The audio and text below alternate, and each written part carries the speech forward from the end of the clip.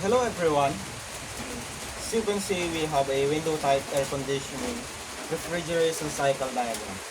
But before we discuss it, let me introduce myself. So I am Mr. Armando Patricio from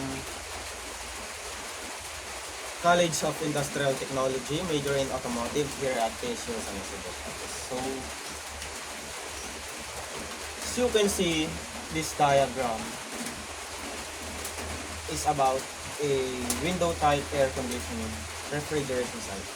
So we have a four major parts: the compressor, condenser, the expansion valve, and the evaporator.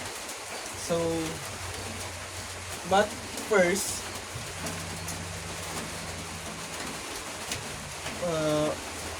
we must know what is air conditioner. So air conditioner, a system that is used to cool down a space by removing heat or releasing heat from the space and moving it to some outside area.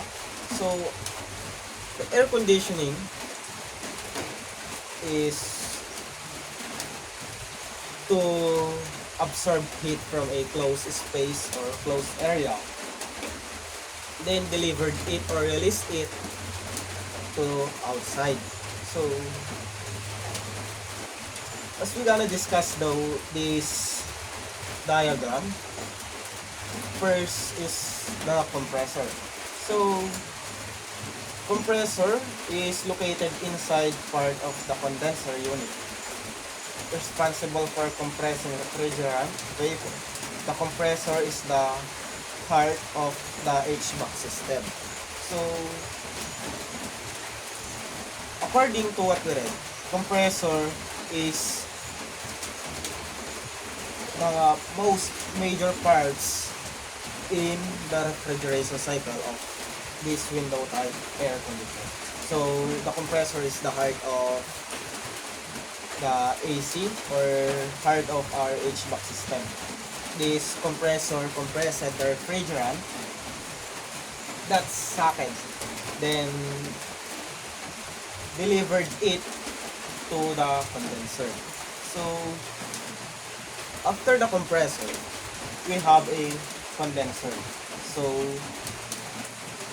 then the next stage is at the condenser. So condenser converts the refrigerant from a gas to a liquid by removing heat from the refrigerant and by providing a controlled pressure environment. So according to the function of the condenser is responsible for removing heat or reject heats from the refrigerant. So at this condenser, the refrigerant was condensed, or the compressed refrigerant was condensed as the condenser. So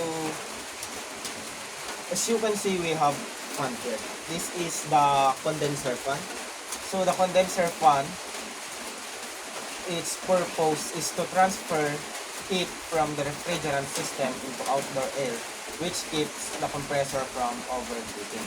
So this fan helps the condenser to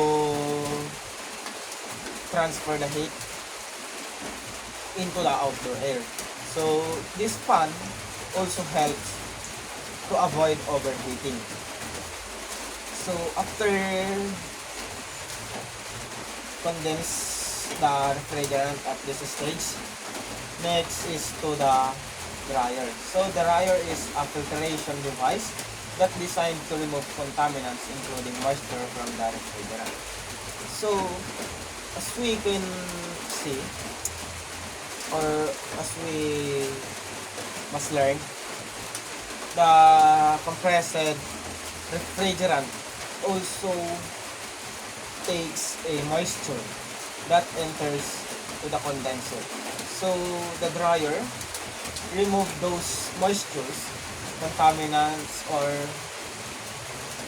impurities that being entered from the expansion valve to avoid it. So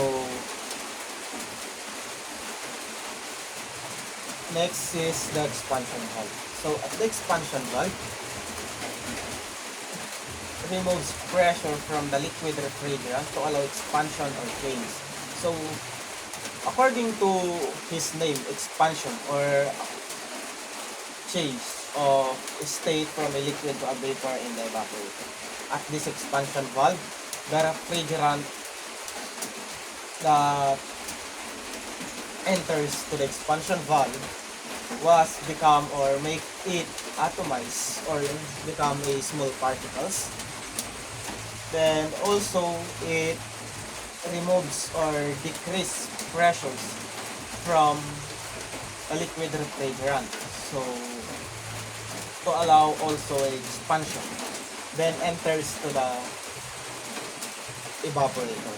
So evaporator, a component in AC system that absorbs the heat from the air inside your home, room, or closed space. So according to the function, the evaporator is the one who absorb the heat from the closed area from in your house or also in your home. Then